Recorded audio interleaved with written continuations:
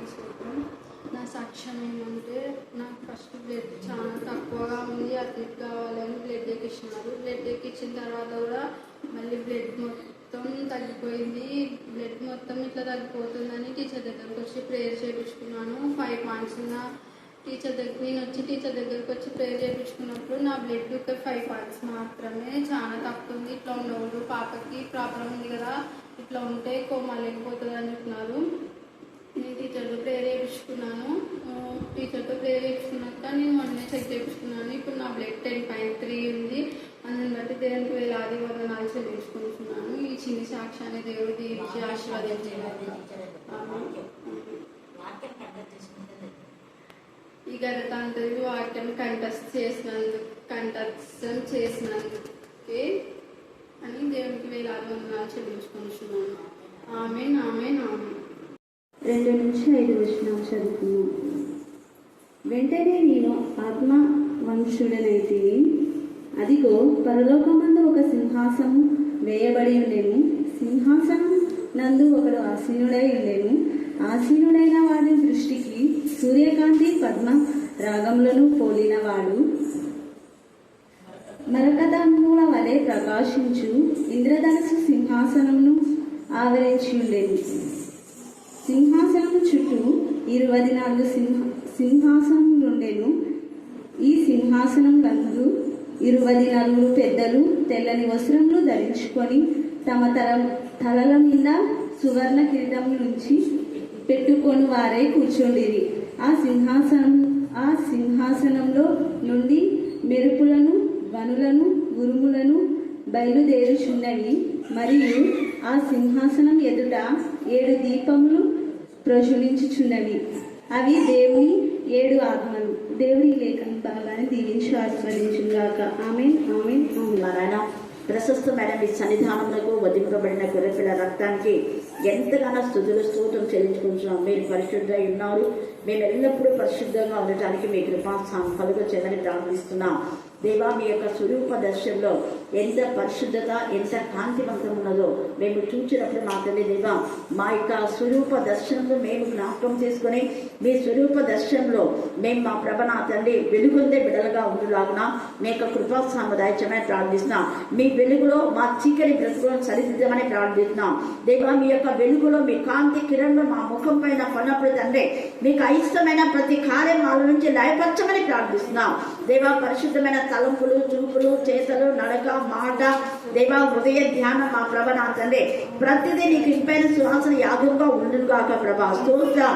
మీరు ఎన్నటికి పరిశుద్ధులు అనే గాన ప్రతిగానంలో మాత్రమే 4వ అధ్యాయంలో దేవా 4 జీవులు, కెరాపులు, శరాపులు నిన్ను స్తుతిస్తుండగా ఇరాతి కాల సమయంలో మా ప్రభ మేము చేస్తున్న స్తుతుల పైన మీరు ఆస్తులైన దేవుడుగా ఉన్నందుకు మీకు వందనాలు చెల్లిస్తున్నా.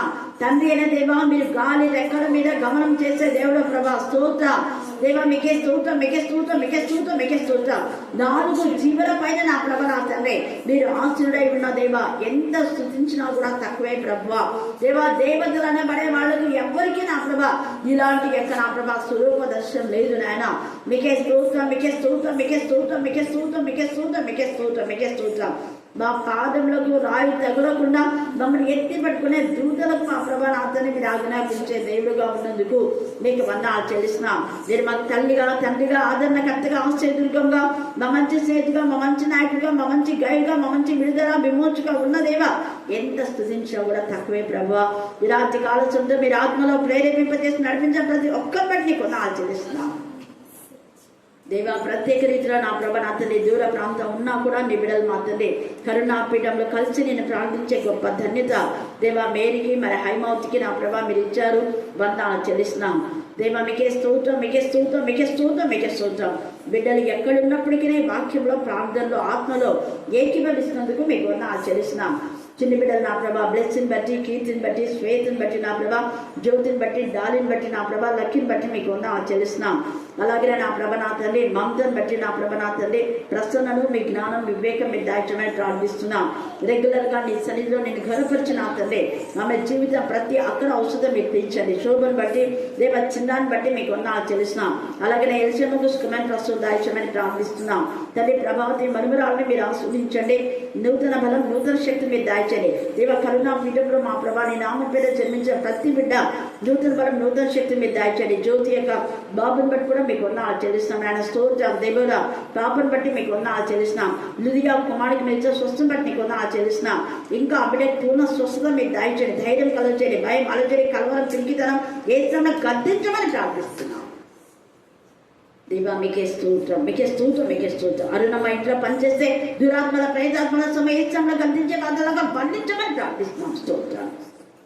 శోభ వాళ్ళమ్మ కూడా పూర్ణ స్వస్థత మీరు దాయిచ్చుగాక. మీరు మాత్రమే స్వస్థపరిచి యెహోవా నందుకు తెలుసు. నిశ్చితమైన టీన కూడా సాటి అయిన సాయం దాయించండి. దేవా టీన ఎక్కువ వాక్యంలో ప్రార్థన ఎదటానికి మీ కృప దాయిచ్చని ప్రార్థిస్తున్నాం. ఎవరెవరైతే నా ప్రభ నా తండ్రి ఆధ్యాత్మికంగా బలహీనమైనారు వాళ్ళందరినీ మీరే బలపరచండి, ధైర్యపరచండి. మంచిది నా ప్రభ కృపానంద నాగమనమ్మ టీచర్ పూర్ణ ఆరోగ్యం మీరు దాయించండి. మేరీ పాపను మీరు దీవించండి. దేవ నా ప్రభ మీకే స్తోత్రం, మీకే స్తోత్రం, మీకే స్తోత్రం, మీకే స్తోత్రం, మీకే స్తోత్రం, మీకే స్తోత్రం. సుఖమైన ప్రస్తుతం బిడ్డకు మీరు దాయించండి. వేరే చిన్న గద్దించము దేవుని యొక్క స్వరూప దర్శనం. చెప్పండి మళ్ళా, మళ్ళీ చెప్పాలా? దేవుని యొక్క స్వరూప దర్శనం. ప్రపంచంలో దేవతలు అనబడే వాళ్ళు చాలా మంది ఉన్నారు. కానీ ఏ దేవుడు తండ్రి అయిన దేవుడు, సృష్టికర్త అయిన దేవుడు, మహిమా స్వరూపియకు దేవుడు ఆకాశంలో మహాకాశంలో ఆయనను పట్టజాలు అని చూస్తాం. ఆకాశములు మహా ఆకాశములు ఉన్నాయి. మనం చూసే దానికి మామూలుగా 3వ ఆకాశం అని కూడా చెప్తూ ఉంటారు. కానీ కొంతమంది దర్శనాల్లో చూసి 7 ఆకాశాలు ఉన్నాయి. వాటిని మహాకాశాలను కూడా. ఆ మధ్య ఆకాశంలో మనలో తండ్రి అయిన దేవుడు తొలిపోతాడు, అక్కడ కలుసుకుంటారు అనేది మనకంతా తెలుసు. ఇప్పుడు వాటి గురించిన ఇది కాదు, కానీ తండ్రి అయిన దేవుని యొక్క స్వరూప దర్శనం. ఆ స్వరూప దర్శనాన్ని ఎవరు చూస్తున్నారు అంటే, ఎవరు చూస్తున్నారు చెప్పండి గట్టిగా. ఏ యోహాను? బ్యాప్టిజం ఇచ్చు యోహాను. ఆయన పేరే బ్యాప్టిజం ఇచ్చు యోహాను అన్నమాట. యేసు ప్రభుల వారి ప్రియమైన శిష్యుడు. ఆయన పేరు, ఇంకొక పేరు బ్యాప్టిజం ఇచ్చు యోహాను. ఆయన చూస్తున్నాడు. అయితే గమనించాలా, తండ్రి అయిన దేవుని స్వరూపం చూసిన వాళ్ళు ఎవరు లేరు. ఒకవేళ చూస్తే ఏమవుతారంట చెప్పాలి. ఉన్నాయి కదా పాత నిబంధన. దేవుని చూసిన వాడు ఎవరు లేరు, చూస్తే ఏమవుతారు? చస్తారని కూడా ఉంది. కానీ ఇక మోషే కూడా ఏం చేస్తున్నాడు? చూడాలని అంటే నా వెనుక వైపు మాత్రం ఒక పార్శ్వంలో చూడు, నువ్వు ఇది ఆయన ముఖమంతా కప్పుకొని చిన్నగా ఎంత ఇదిగా దేవుని యొక్క కొంచెమే ఒక పార్శ్వంలో చూశాడు. ఆ కొంచెం చూసినందుకే ఆయన ముఖమంతా ఏమైపోయింది? ప్రకాశించింది. హల్లెలూయా, హల్లెలూయా. అంటే దేవుని స్వరూప దర్శనం చూసామంటే మన ముఖ కాంతి కూడా ఏమైపోవాలంటే మారిపోవాలి. వాక్యం ఎక్కువగా చదువుకున్నామంటే మన యొక్క ముఖ కాంతి మారిపోవాలి. వాక్యమే మన ముఖాన్ని చూసినప్పుడు దేవుని యొక్క వాక్యం కనపడాలి. వాళ్ళ దేవుని యొక్క స్వరూప దర్శనం కనపడాలి. అవతల వ్యక్తి దేవుని యొక్క శక్తి, దేవుని యొక్క ప్రభావం కనపడాలి. అందుకనే ఇక్కడ ఆత్మవశుడైనటువంటి యోహానుకు ఆత్మ వశంలో ఉన్నప్పుడే చూస్తున్నాడు. అందువల్ల చూడాలి.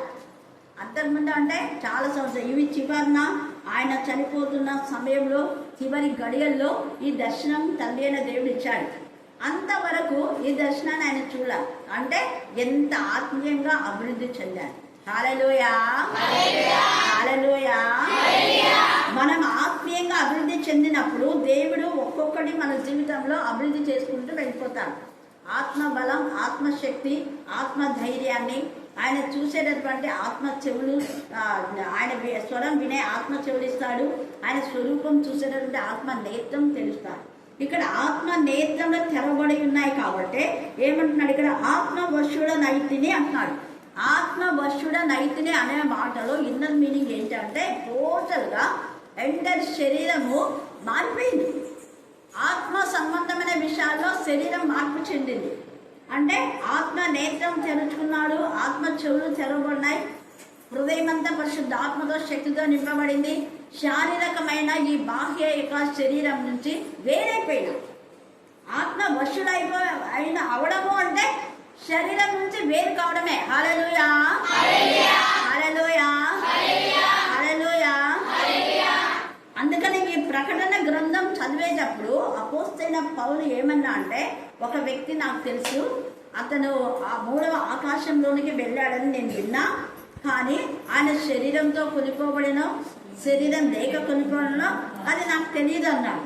తెలియదు అనే మాట తెలుగులో రాయబడింది, బట్ దాని ఇన్నర్ మీనింగ్ ఏంటంటే శరీరంతో కాదు, ఆత్మతో.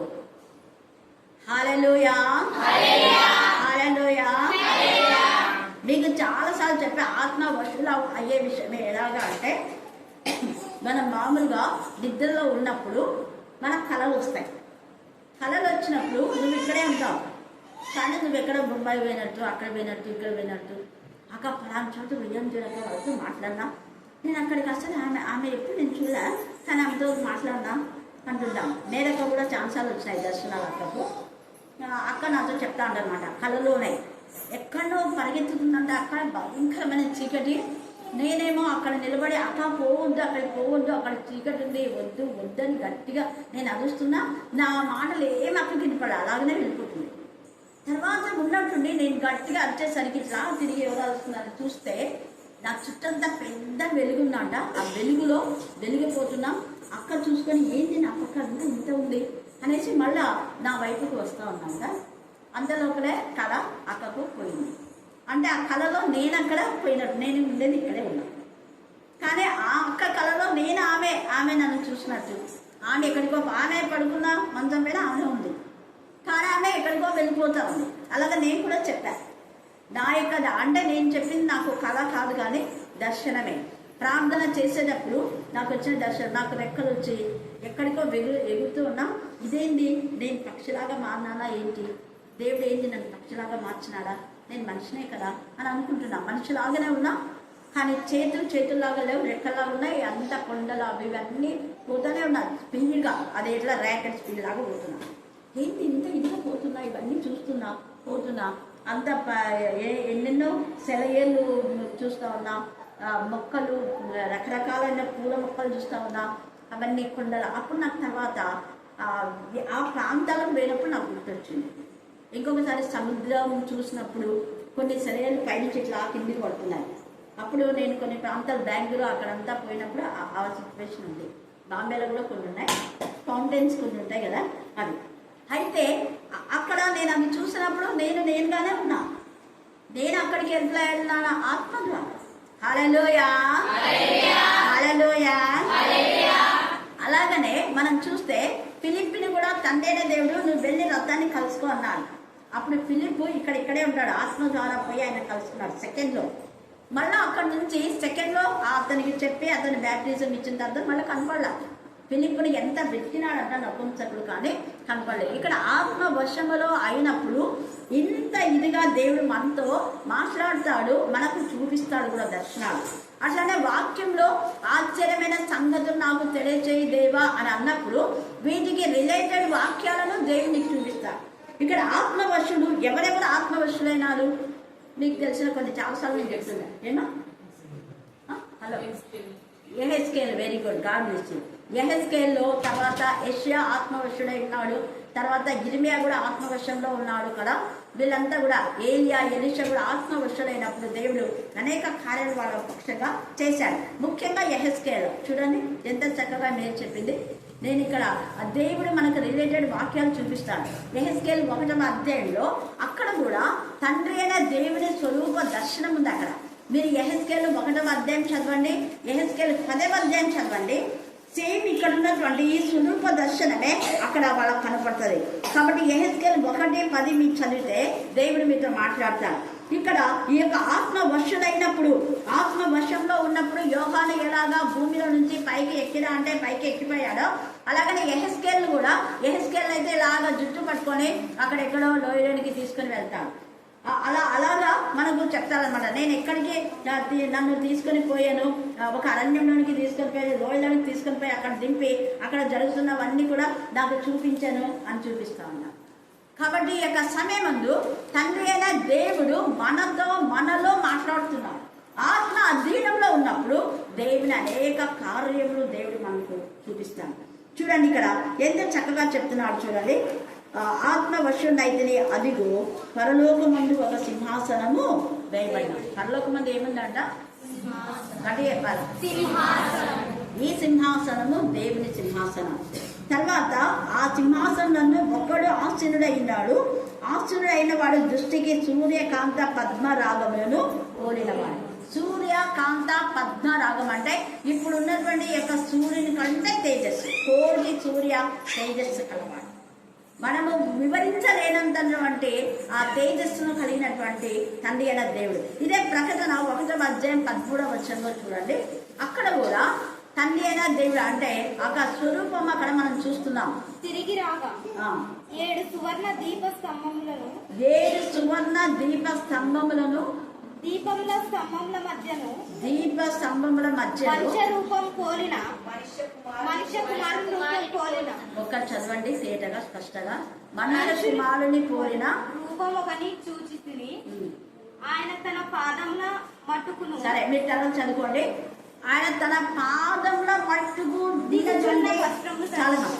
దిగుతున్నటువంటి ఆ యొక్క, ఎందుకంటే మీరు కట్ చేసి చదువుతున్నారు. అక్కడ ఒక స్వరూప దర్శనం చూస్తున్నారు. ఆయన ఎలాగా ఉన్నాడు అంటే ఎంత తేజస్తో ఉన్నాడు. ఆయన యొక్క చొక్కాయి అంగీల అంచు అంతా కూడా పాదంలో పట్టుకుంది. సేమ్ ఇదే యెషయా 6వ అధ్యాయంలో దేవుని యొక్క మందిరం ఆయన చొక్కాయి అంచులు ఏమైపోయినాయంట? తాగుతూ ఉన్నాయి. అంటే దాని అర్థం ఏంటి? ఆయన పాదము భూమి, ఆయనకు పాద పీఠము. చొక్కాయి అంచులు మందిరముకు అంతా నిండుకున్నాయి. మందిరం పైన ఆయన నిలబడినాడు అని అక్కడ అర్థం. ఆ యొక్క చొక్కాయి అంచులంతా కూడా మందిరం చుట్టూ ఉన్నాయి. ఎంత మరి ఆయన యొక్క మహిమ, ఆయన శక్తిని ఇలాగ వర్ణిస్తూ ఉన్నాడు యెషయా. తర్వాత ఆ యొక్క గోళాకారంలో ఉంటుంది, అగ్నిలాగా కలుగుతున్నది ఉన్నట్టుగా చూస్తాడు ఆయన. తర్వాత ఆ యొక్క శరాపులు ఉంటాయి. వీళ్ళందరూ కూడా 6 రెక్కలు ఉన్నటువంటి వాళ్ళు ఉన్నారు. 2 రెక్కలతో కప్పుకున్నారు, 2 రెక్కలతో కాళ్ళను ముఖాన్ని కప్పుకుని రెండింటితో ఏం చేస్తున్నారు? వాళ్ళు ఎగురుతూ ఉన్నారు. అక్కడ 6 రెక్కలను చూస్తారు. ఇక్కడ ఈయన చూసేటటువంటిదేమో 4 జీవులను చూస్తారు. తర్వాత మనం దాని గురించి వివరిద్దాం. 4 జీవుల పైన ఆ యొక్క మరి తండ్రి అయిన దేవుని సింహాసనం ఉన్నట్టుగా మనం చూస్తాం. ఇక్కడ ఆయన స్వరూప దర్శనాన్ని మనం చూస్తున్నాం. అందుకే మరకదము వలే అనే మాట మనం చూస్తాం. కాబట్టి యెహెజ్కేలు 1వ అధ్యాయం, యెహెజ్కేలు 10వ అధ్యాయం, యెషయా 9వ అధ్యాయం, ప్రకటన మరి 1వ అధ్యాయం 13-15 వచనాలు మీరు చదవండి. తర్వాత మనం చూస్తే ఆయన పరిశుద్ధులు కాబట్టి 1 పేతురు 1:14లో నేను పరిశుద్ధులై ఉండలాగా మీరు కూడా ఎలా ఉండాలా? పరిశుద్ధంగానే ఉండాలి. ఆయన పరిశుద్ధుని గాన ప్రతికాలు చేస్తున్నారు. ఇదే ప్రకటన 4:8వ అధ్యాయంలో జీవులు, 4 జీవులు మళ్ళాడ వాటికి 4 ముఖాలు. ఒక్కొక్క జీవికి ఎన్ని ఉన్నాయి? 4 ముఖాలు. అప్పుడు మొత్తం ఎన్ని ముఖాలు ఉన్నాయి? 16 ముఖాలు. ఎన్ని ఉన్నాయి చెప్పండి? 16. ఒక్క జీవికి 4 ముఖాలు, 4 జీవులు ఉన్నాయి. కాబట్టి 16 ముఖం అంటే 16 ముఖాలకు ఆ రెక్కలన్నీ మనం కౌంట్ చేసుకుంటే అవి కూడా ఎన్ని రెక్కలు ఉన్నాయో మీకే తెలుసు. తండ్రి అయిన దేవుడు మీతో మాట్లాడతాను. హల్లెలూయా, హల్లెలూయా, హల్లెలూయా. కాబట్టి ఇక్కడ ప్రకాశిస్తున్న ఇంద్రధనస్సు సింహాసనంలో ఆవరించుండేను. ఆ సింహాసనం చుట్టూ ఇంద్రధనస్సు ఉంది. నిర్గమాకాండంలో కూడా తండ్రి అయిన దేవుడు నిబంధన చేసినప్పుడు, ఆదికాండంలో క్షమించండి, ఆదికాండంలో ఆ యొక్క మరి నోవహు యొక్క జల ప్రవాహం వచ్చినప్పుడు ఇక మీద నేను ఇలాంటి ప్రవాహం రాకుండా నేను ఆపుతాను, అలాగా నాకు ఒకవేళ కోపొచ్చి ఈ యొక్క ప్రపంచమంతా కూడా నీళ్లతో జలమైతో అంతా నాశనైపోగాక అని చెప్పకుండా ఉండడానికి వెంటనే ఇంద్రధనుసు సాక్షిగా వస్తుంది. దేవా నువ్వు నిబంధన చేశావు కదా, ఇక మీద ఇలాంటిది రాదు అని గుర్తు చేస్తున్నాను. అలాగా ఇంద్రధనుస్సు నిబంధనకు గుర్తుగా ఉంటుంది. ఆ ఇంద్రధనుస్సు మళ్ళీ 7 రంగులు. ఆ ఇంద్రధనుస్సు 7 ఆత్మలకు కూడా ఆ ప్రభావంతో ఉన్నాయి అనేది కూడా తెలియచేస్తుంటారు. ఇక్కడ మనం చూస్తే చదవండి, సింహాసనం చుట్టూ 24 బాగా గమనించండి. ఇక్కడ 24 సింహాసనాలు ఉన్నాయి. 24 పెద్దలు ఉన్నారు. కానీ ఈ పెద్దలు ఎవరైతే చాలా మంది చాలా రకాలుగా మనతో మాట్లాడతారు. ఒకవేళ ఈ 24 పెద్దలు 12 గోత్రకర్తలు 12 మంది యేసుప్రభు శిష్యులు అయితే ఇక్కడ యోహాను యొక్క సింహాసనం ఏమై ఉండాలి? అక్కడ ఖాళీ ఉండాలి. ఖాళీ ఉన్నట్టుందా? లేదు. కాబట్టి తర్వాత యేసుప్రభు ఏమంటా అంటే, నేను నా రాజ్యంలో వచ్చినప్పుడు నాతో పాటు మీరు కూడా 12 సింహాసనములు ఆశీనులు అవుతారు, 12 గోత్రాలకు మీరు ఏం చేస్తారు? తీర్పు తీస్తారన్నారు. కాబట్టి అంటే అప్పటికి మళ్ళా కొత్త వారిని దేవుడు ఏర్పాటు చేస్తాడేమో తెలీదు. ఇప్పటికైతే ఈ పెద్దలు మనము లేఖనాలన్నీ కూడా చూస్తే వీళ్ళు ఏమంటారంటే 5వ అధ్యాయం చదివేటప్పుడు మనకు దీని అర్థమైపోతుంది. ఆ పెద్దలు అన్ని తెలిసినటువంటి పెద్దలాగా ఉంటారు వాళ్ళు. అందుకనే ఆ పెద్దలు అక్కడ అంటారు, అది ఈ యొక్క ఇది విప్పడానికి ఎవ్వరికి కూడా శక్తి లేదు.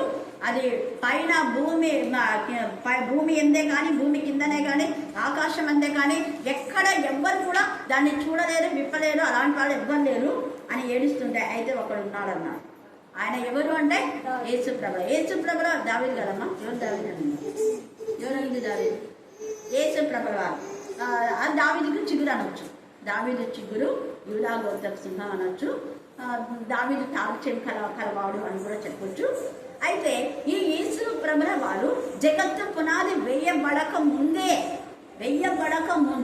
ఈ ప్రణాళిక రాసేటప్పుడు ఈ 24 పెద్దలు ఉన్నారంటే అసలు భూమి ఆకాశంలో చెయ్యక ముందే, ఇప్పుడున్న ఆకాశం, అప్పుడు ఆకాశం ఉంది, పైన ఏదో ఉంది, దేవుని సన్నిధి ఉంది, 2 సింహాసనం ఉంది.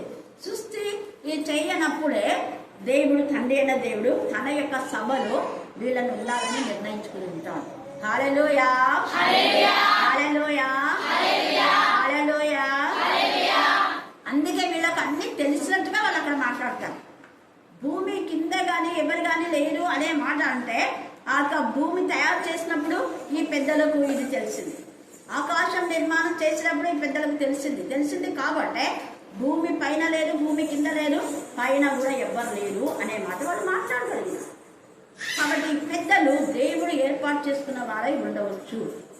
తర్వాత మనం చూస్తే ఒకవేళ వీళ్ళు యేసుప్రభు యొక్క శిష్యులు 12 మంది అని చెప్పడానికి ఆడ యోహాను యొక్క సింహాసనం ఖాళీగా అయినా ఉండాలి, కానీ లేదు.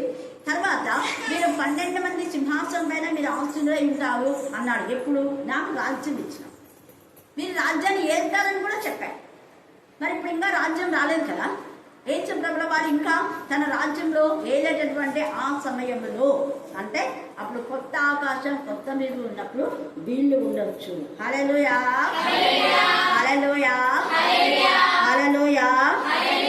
కాబట్టి ఇంతగా ఆయన యొక్క స్వరూప దర్శనం మనం యెషయా 60లో చూస్తే 1-2 వచనం, యెహోవా మహిమ నీ మీద ఉదయించు, లెమ్ము తేజస్సు. ఇక్కడ యెహోవాను కూడా లేచి తన ఉన్న ప్రాంతం నుంచి ఆయన పద్మం దీపంలోకి వెళ్ళాడు కాబట్టి అక్కడ ఆత్మదర్శనం వచ్చింది. మనం కూడా ఆధ్యాత్మిక జీవితంలో ఈ లోకమైన వాటి నుంచి విడిపించి, ఐహిక విచారం నుంచి విడిపించి, ఈ లోకమైనటువంటి మర్యాదను వదులుకొని ఆత్మీయంగా మనం ఎప్పుడైతే సిద్ధపడతామో, ఆత్మతో నింపబడతామో అప్పుడే మనం కూడా ఈ దర్శనం ఇస్తుంది. లెమ్ము తేజరిలము, యెహోవా మహిమ నీ మీద ఉదయించును. ఆయన నీతి సూర్యుడు అని కూడా యెషయా 62లో రాయబడింది.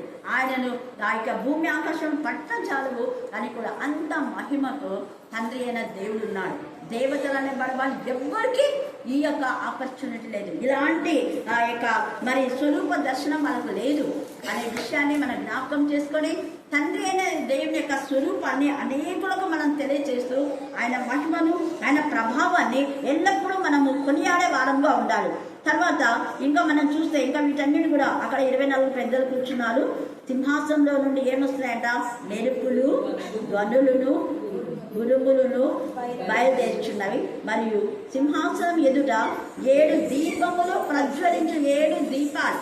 ఆ 7 దీప స్తంభముల మధ్య సంచరించు వాడేవాడు అనగా అంటే ఇక్కడ యేసు ప్రభు ఉన్నాడు. అక్కడ సింహాసనం మీద తండ్రి అయిన దేవుడు ఉన్నాడు. క్లారిటీ. హల్లెలూయా, హల్లెలూయా, హల్లెలూయా. యేసు ప్రభుల వారు కూడా తండ్రి అయిన దేవుని స్వరూపంలోనే ఉంటాడు. ఎందుకంటే నన్ను చూసిన వాడు తండ్రి చూసినాడు అన్నారు కదా. కాబట్టి ఇది మనం గుర్తుపెట్టుకోవాలి. తర్వాత చూడండి ఇక్కడ, అవి దేవుని 7 ఆత్మలు మరియు సింహాసనము ఎదుట స్ఫటికంలో పోలిన గాజు వంటి సముద్రం. ఇది చాలా ప్రత్యేకమైనది. ఇక్కడ అంటున్నాడు అది సముద్రం ఉన్నట్లు అన్నాడు కానీ సముద్రం కాదు. సముద్రం ఉన్నట్టు అన్నాడు. మళ్ళీ ఏమన్నాడు? స్ఫటికంలో పోలిన గాజు అన్నాడు. అంటే ఒక విధమైన మిర్రర్ అని చెప్పొచ్చు. గాజు అని ఇక్కడ చెప్పబడింది, బట్ ఇంగ్లీష్లో మరి చక్కగా అది ఒక మిర్రర్. అంటే అద్దంలో మనమంతా నిలబడితే మన బ్రతుకులన్నీ అక్కడ కనపడతాయి. పుట్టింది మొదలుకొని చచ్చిపోయే వరకు మన జీవితం అంతా కూడా అక్కడ సినిమా రీల్ లాగా సెకండ్లో తెలిసిపోతూ ఉంటాయి. అందుకే మనం ప్రతిదీ దేవుని చిత్తానుసారంగా పరిశుద్ధంగా ఉంటే నిర్దోషంగా అక్కడ నిలబడతాం. అప్పటికమనే గాజు వంటి సముద్రం ఉన్నట్టుంది. అందులో మనమందరూ కూడా అక్కడ సింహాసనం ఎదుట అందరం నిలవాల్సిందే. మానవ కోటి అక్కడ నిలవాలి. ప్రపంచం పుట్టింది మొదలుకొని అంతమయ్యే వరకు ప్రతి మనుషుడు, మంచివారు చెడ్డవారు అందరూ నిలబడతారు, గ్రంథంలో ఇవ్వబడతాయి. అప్పుడు తీర్పు ఉంటుంది. కాబట్టి ఈ యొక్క రాత్రి కాల సమయంలో యేసే స్వరూప దర్శనంలో మనం కూడా ఆయన ముఖకాంతిలో ప్రభావితమై దేవునికి ఇష్టమైన బిడ్డలుగా జీవిస్తాం. దేవుడు ఈ లేఖన భాగాన్ని దీవించి ఆశీర్వదించుగాక. ఆమేన్, ఆమేన్, ఆమేన్. ఈ సమయం చివరి ప్రార్థన. సహోదరి దేవుడు